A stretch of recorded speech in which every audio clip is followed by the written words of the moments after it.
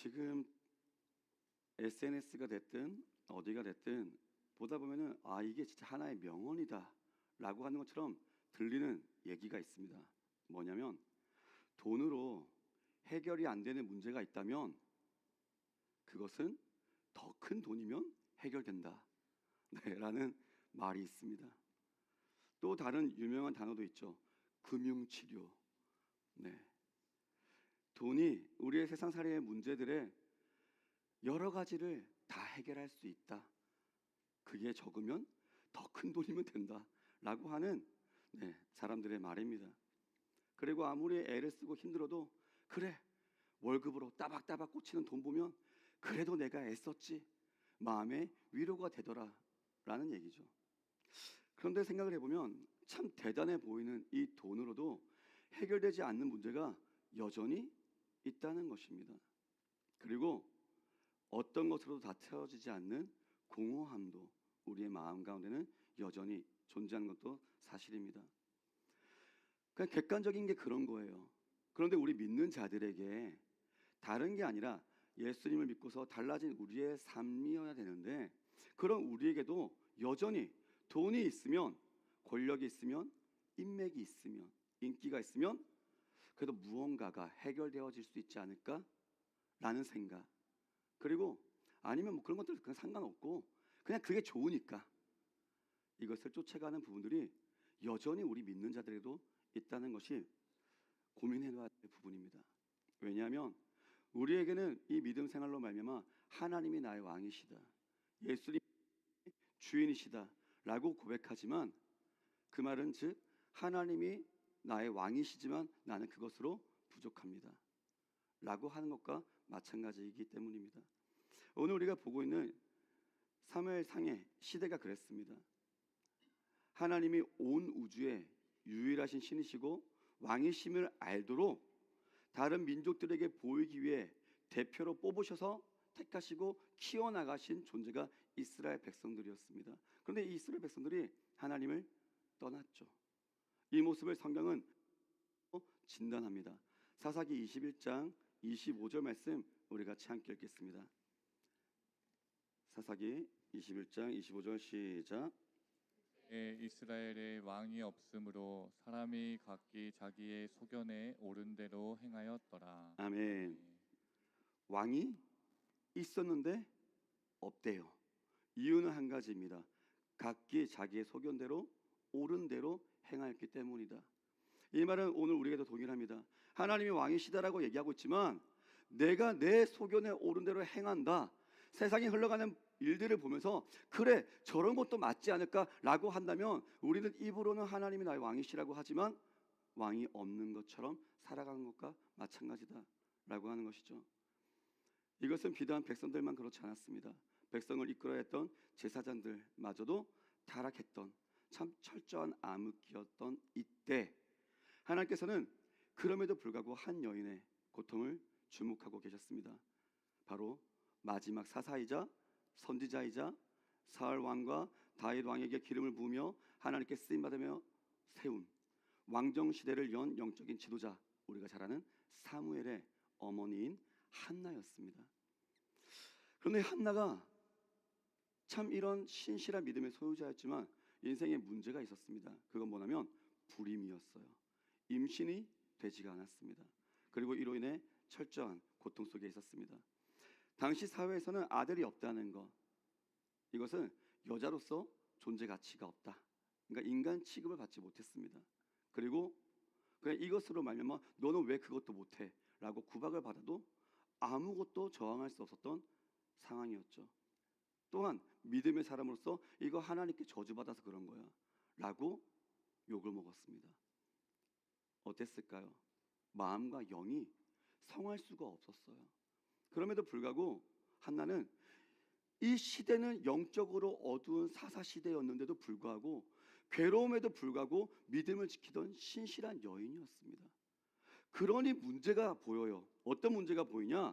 이런 믿음의 사람이라면 오히려 당시의 시대적인 배경을 봤을 때 자녀를 풍성하게 주셔서 하나님이 함께 하시면 이런 거야. 자 봐봐, 너희들 이 어두운 세상 가운데 이렇게 쓰니까 너희들은 복 못 받는 거고 이렇게 하면 복을 받는 거야 라고 보여주셨어야 된다는 거죠. 이것이 예수님을 믿음으로 얻는 복된 신앙 생활이다라고 우리도 많이들 생각하고 얘기하지 않습니까?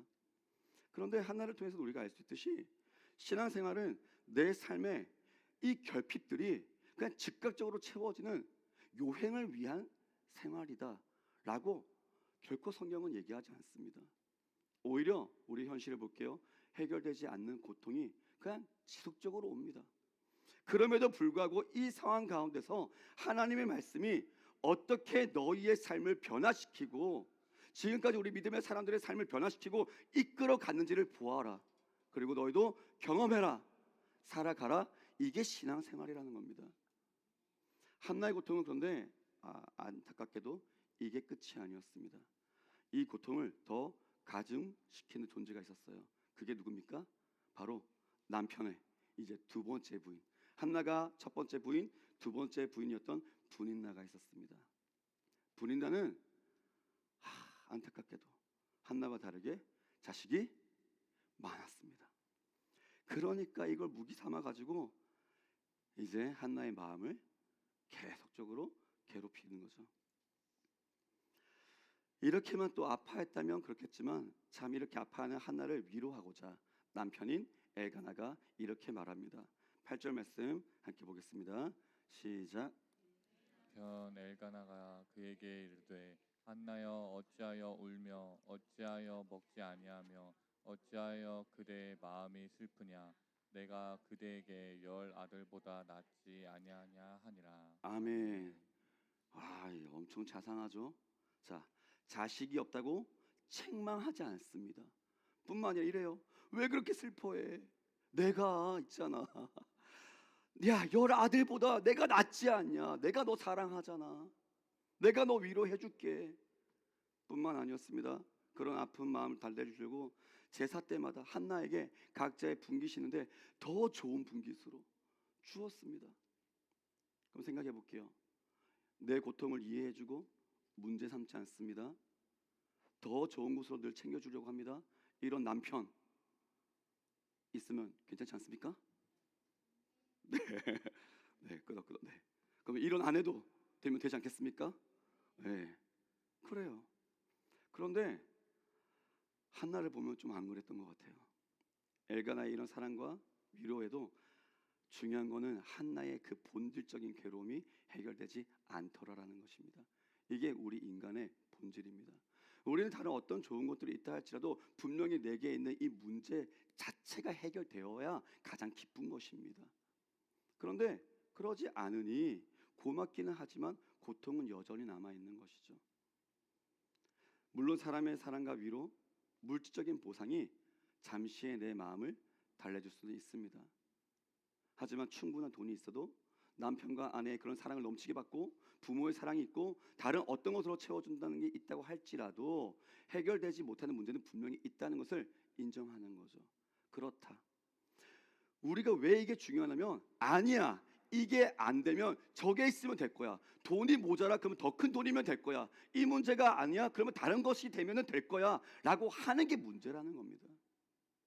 특히나 내 영혼의 깊은 상처, 불행과 같이 그냥 인간의 노력으로 해결할 수 없는 문제는 우리를 창조하시고 우리를 다스리시는 하나님 없이는 해결될 수 없다. 이것을 믿고 의지해야 되는데 그냥 한나를 보면서 우리는 쉽게 생각해요. 그래, 그러니까 한나가 아기를 갖기 위해서는 하나님의 도우심이 필요해. 그러니까 하나님께 구하자. 그러면 주실 거야. 라고만 들어가니까 우리의 삶 가운데 여전히 문제가 남은 것을 볼 때마다 해결이 안 되더라 이거예요. 그런 간단한 말이 아니죠. 나의 문제를 해결하기 위해 필요한 건 돈, 사람의 사랑, 위로 그 무엇이 아니라 역시 그냥 하나님이 이렇게 해주셔서 중요한 게 아니라 그냥 하나님 존재 자체가 내게 그런 존재가 되는 것. 우리에게는 무엇이 있습니까? 우리의 이 모든 문제보다 해결할 수 없는 우리의 이 죄를 해결하신 예수님의 사랑이 있지 않습니까? 십자가의 고난과 보혈이 있지 않습니까? 이미 다 지불해 주셨다고 얘기를 합니다. 그 사랑을 하나님을 경험하면 너희 가운데 어떤 상황이 달라지지 않아도 변할 수 있다라고 얘기하신 게 하나님의 말씀인 거예요. 그러니까 예수님 존재 자체가 되어지는 거죠. 이것을 철저하게 깨닫는 것이 우리가 참된 신앙으로 나갈 수 있는 출발점입니다. 그렇다면 그래도 고민은 돼요. 그리고 궁금합니다. 신실한 한나에게 왜 이토록 괴로운 고통이 찾아왔을까라는 겁니다. 우리 역시 고난이 찾아오면 쉽게 이렇게 생각하는 것 같아요. 아, 내가 지금 문제가 있나? 내가 어떤 하나님께 잘못했나? 그래서 이런 일이 생겼나? 라고도 생각들을 많이 하는 것 같습니다.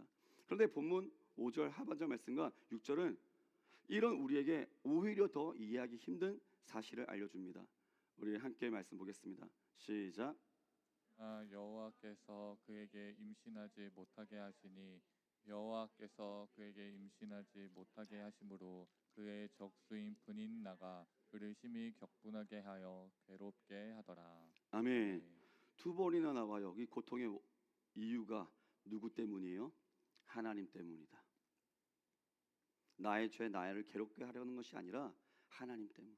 여호와께서 임신하지 못하게 하셨다. 참 날벼락 같은 소리죠.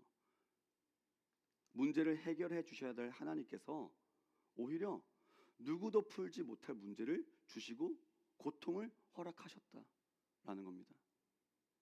이것은 비단 한나만이 아닙니다. 우리도 이해할 수 없는 우리 인생의 고난들을 보면서 하나님은 선하신 하나님이신데, 하나님은 나의 왕 되신 하나님이신데 왜 내게 이런 고난을 허락하셨는가? 나를 이토록 괴롭게 하시는가? 왜 응답해 주지 않는가? 라고 몸부림칩니다. 그래서 이것을 알기 위해서는 우리가 고통의 근본적인 이유가 뭐냐, 그리고 하나님의 선이 무엇이냐라는 것을 바르게 알아야 됩니다. 먼저 하나님은 결코 우리를 망하게 하려고 고통을 주시거나 즐기시는 분이 아니시다라는 것을 분명히 해야 합니다.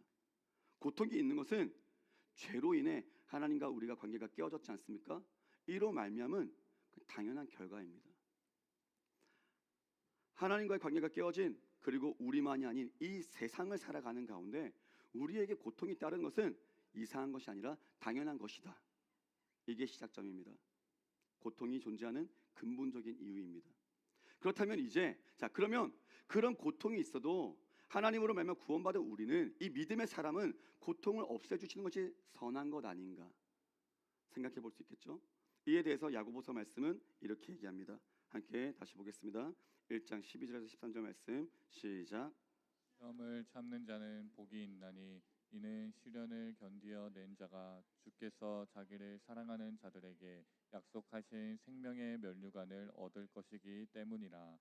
사람이 시험을 받을 때 내가 하나님께 시험을 받는다 하지 말지니 하나님은 악에게 시험을 받지도 아니하시고 친히 아무도 시험하지 아니하시느니라.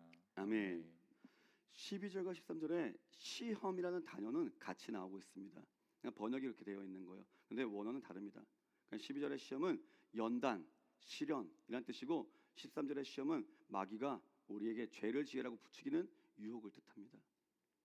즉 하나님은 우리를 악의를 갖고 유혹하여서 시험하는 분이다라는 게 아니라 우리 성도의 성장을 위해서 고난과 시련을 허용하신다, 허락하신다 라고 말씀하십니다.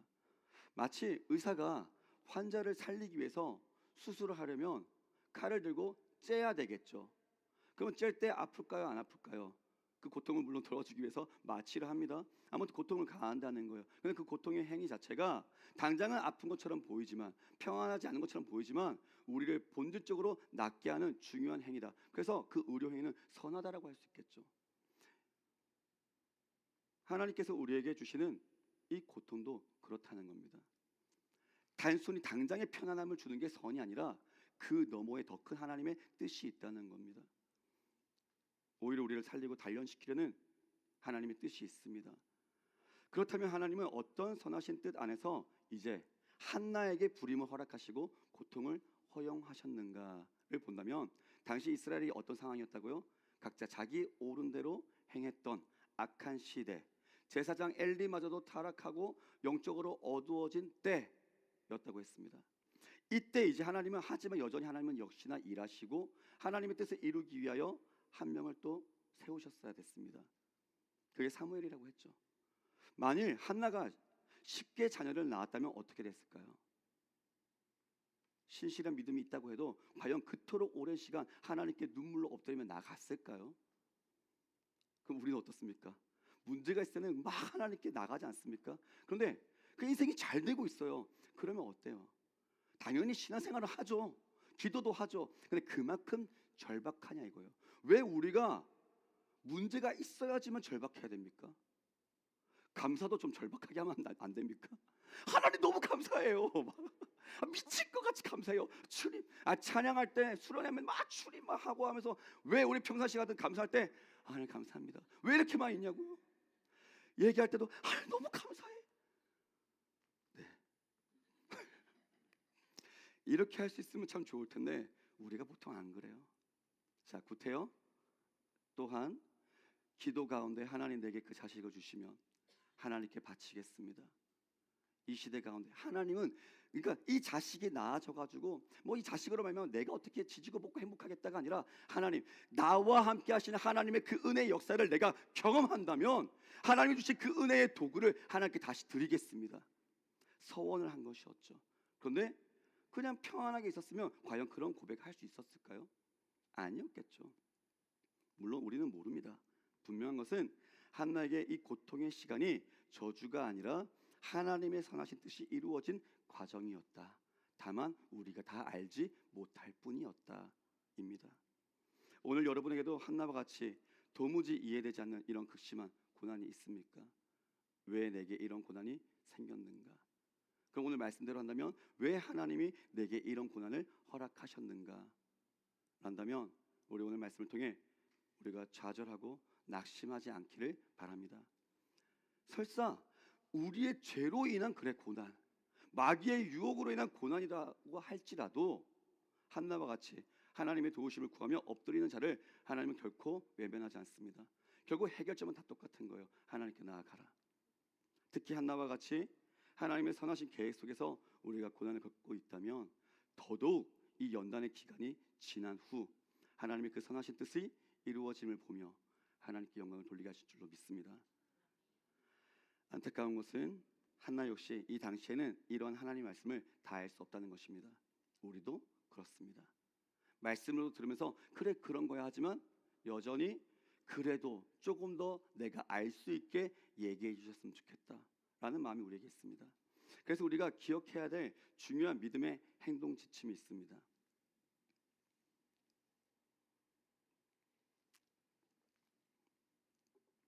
모든 행동을 할 때마다 성경을 볼 때마다 우리가 하나님의 어떤 상황을 해석할 때마다 하나님께서 왜 그렇게 하셨을까가 아니라 그럼 나는 이 상황 속에서 어떻게 해야 할까라는 것이죠. 뭐라고요? 왜라고 하는 것보다 왜 이렇게 하셨지? 왜 이렇게 하셨지?가 아니라 그럼 나는 어떻게 하려는가? 믿는 자라면 어떻게 하려는가?에 집중하는 것입니다. 우리가 하나님의 이 깊으신 뜻을 다 알기는 어렵습니다. 하지만 하나님께서 우리에게 그 하나님의 뜻을 알기 위해서 주신 도구가 있죠. 하나님의 말씀, 우리에게 주어진 성경입니다. 말씀을 통해 알게 된 이 하나님의 뜻대로 오늘 그러면 내가 아는 선에서 하나님이 알게 하시는 그 지혜 안에서 나는 어떻게 살아가야 될까? 여기에 집중하는 거예요. 왜 그럴까 하소연한 건 믿음이 없는 자도 똑같이 합니다. 우리는 달라야 한다는 거예요. 하나님께서 허락하셨다면 저는 어떻게 해야 될까요? 이것이 살아있는 믿음입니다. 한나를 통해서도 이 믿음의 행동들을 볼 수 있습니다. 두 가지를 통해서 보고 말씀을 마무리하겠습니다. 먼저 한나는 어떤 순간에도 하나님 안에서 내가 지금 있어야 할 자리를 지켰다는 겁니다. 9절을 보니까 엘가나와 한나, 브니나가 자녀들이 이제 실로에서 제사를 드리며 이제 화목제로 드리고 먹고 마시고 있었습니다. 자, 무슨 자리였다고요? 제사의 자리였다고요. 그런 상황에서 이제 브니나가 소위 빡치게 해요. 열받게 해요. 막 격분시켜요. 오죽했으면은 한나가 그 가운데 울면서 먹지 않습니다. 이뿐입니까? 이제 이 제사의 일정이 끝난 후 한나는 마음이 괴로워서 하나님께 통곡하며 기도합니다. 얼마나 통곡을 하며 오랜 시간 기도했는지 이제 입만 움직이고 음성이 나오지 않고 있던 거예요. 그런 한나의 모습을 보면서 대제사장이었던 엘리가 와가지고 여보쇼 언제까지 취해 있겠습니까? 술 좀 작작 마시세요 라고 얘기를 하고 있는 거예요. 안 그래도 억울하고 원통해서 죽겠는데 영적 지도자라는 제사장이 그 마음은 헤아리지 못하고 자신을 술주정뱅이 취급하고 있는 겁니다. 자, 지겹도록 괴롭히는 우리의 문제 가운데, 아니 가정에서 괴롭힘, 여러 상황 가운데서의 괴롭힘, 어려움들, 그래서 울며 교회에서 기도하고 있어요. 그런데 제가 딱 와가지고 알지도 못한 채 뭐 하고 있는 거예요 지금? 그만해서요. 기도하는데 방해되니까. 만약에 이렇게 하고 있다면 어떻게 할까요? 보통 여기 목소리 왜 이래? 하고서는 그냥 상처받고 떠납니다. 여기밖에 교회가 없어? 하고 가죠. 하지만 한나는 괴롭지만 하나님 안에서 그 마음을 지켰다는 거예요. 제가 그렇게 하지는 않는데 우리가 너무 사람 때문에 내 신앙이 좌지우지 되지 않냐 이거예요.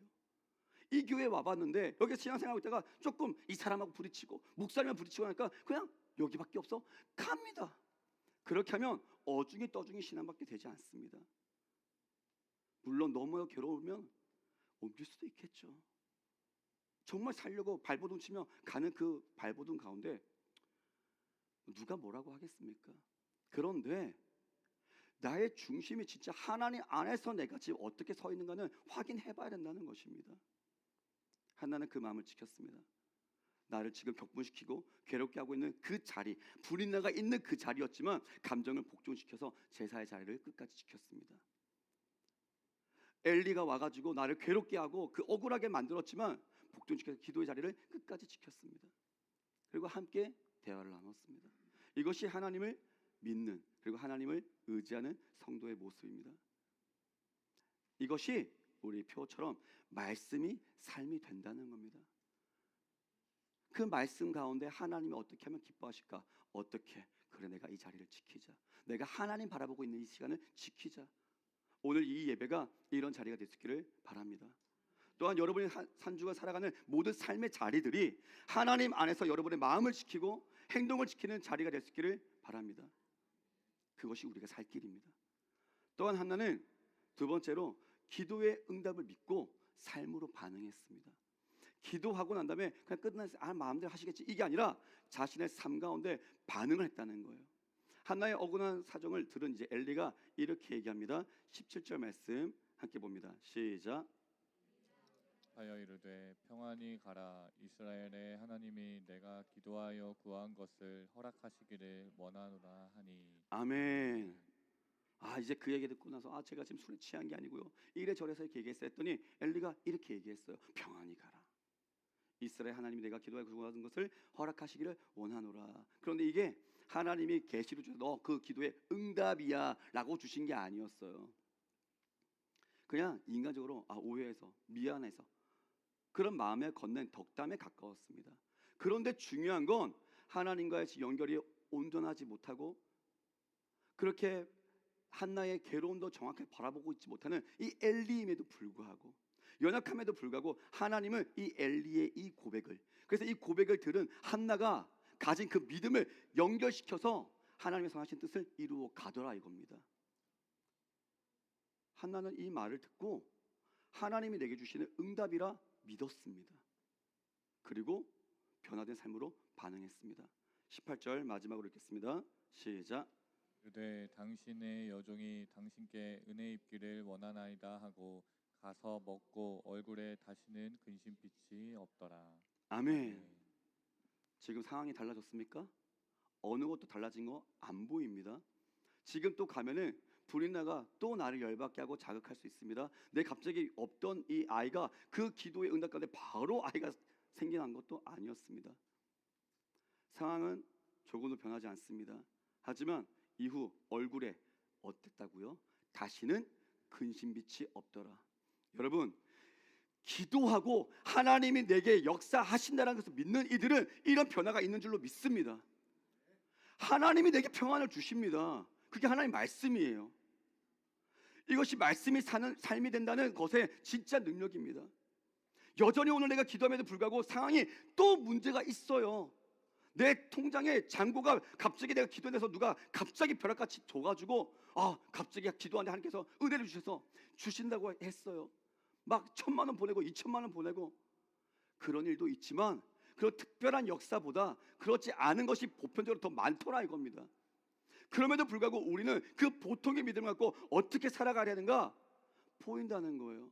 하나님은 특별한 역사는 또 특별하게 일하시지만 우리 모든 이들 가운데 보편적으로 기도하는 자의 마음에 내가 너에게 주는 평안을 세상이 주는 것 같지 않다. 이 평안을 너희가 받아라라고 하시고 있다는 겁니다. 주님이 주신다는데 우리가 왜 못 누린다고 합니까? 한나만큼 절박하게 기도해봤습니까?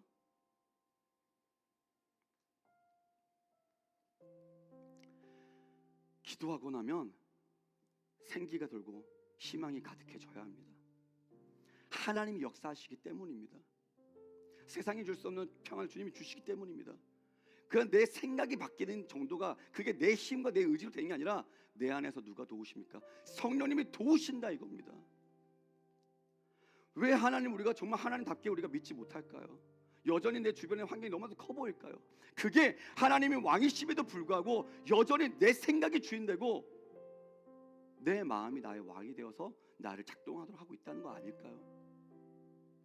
한나는 그렇지 않았습니다. 그래서 다시 반복되는 상황에서도 다르게 이제는 반응할 수 있었습니다. 물론 이 기도의 끝에는 그 가자마자 다시 엘가나와 관계 속에서 하나님은 자녀를 바로 주셨습니다. 여러분, 오늘 또 우리가 기도하는 가운데 아무리 어떤 고난이 오랫동안 왔다 할지라도 하나님이 오늘 역사하시면 또 어떤 일을 이루실지 모릅니다. 우리는 이거예요. 그러면 지금 기도하면 바로 이루어 주실까? 안 이루어 주실까? 이거 고민하는 게 아니라 하나님 오늘 어떤 상황에도 불구하고 평안할 수 있는 제가 되기를 원합니다. 주님과 하시는 동력과 담력이 있기를 원합니다. 그리고 이제는 가서 주시면 주신 대로 감사합니다. 아니어도 감사합니다. 갈 수 있는 다른 믿음의 사람들 되게 하여 주시옵소서. 얼굴에 빛이 근심빛이 없는 신앙인을 되게 하여 주시옵소서. 그게 세상과 다르다는 겁니다. 한나의 부림은 결코 저주가 아니었습니다. 우리에게 주어진 고난이 결코 저주가 아닐 수 있습니다. 하나님은 한나가 인간의 위로에 만족하지 않고 하나님 앞에서 쏟아낸 이 눈물과 기도를 사용하였습니다. 그 기도를 통해 이스라엘 영적인 이 암흑기를 끝내 사무엘을 준비하셨죠. 여러분의 삶에도 한나와 같이 이렇게 이해할 수 없는 고통이 있습니까? 분인나와 같이 여러분 찌르는 가시가 있습니까? 더 이상 이제는 우리가 사람의 위로 아니면 아예 다른 아픔을 겪을 수 있는 다른 어떤 것으로 얻으려고 발버둥 치지 맙시다. 세상에 다른 어떤 것들이 내 심령을 대신 채울 수 있다라는 착각도 버릴 수 있길 바랍니다. 사람에게 쏟아낼 이 눈물을 가지고 우리가 이 시간 그리고 여러분의 모든 삶의 자리를 하나님께 나갈 수 있기를 축복합니다. 내 삶의 고통을 허락하신 하나님께서 하나님이 이를 통해 또한 위대한 역사를 이루는 기회 또한 삼으실 줄로 믿습니다. 이게 믿어지는 은혜가 있길 바랍니다. 그래서 오늘 예배의 자리가 또한 모든 삶의 자리가 여러분의 억울함과 괴로움을 하나님 앞에 쏟아내는 기도의 자리가 되기를 바랍니다. 그로 인해 한나처럼 상황은 변하지 않을지라도 여러분의 얼굴에 다시는 근심빛이 없는 하나님의 평강이 충만하시기를 축원합니다.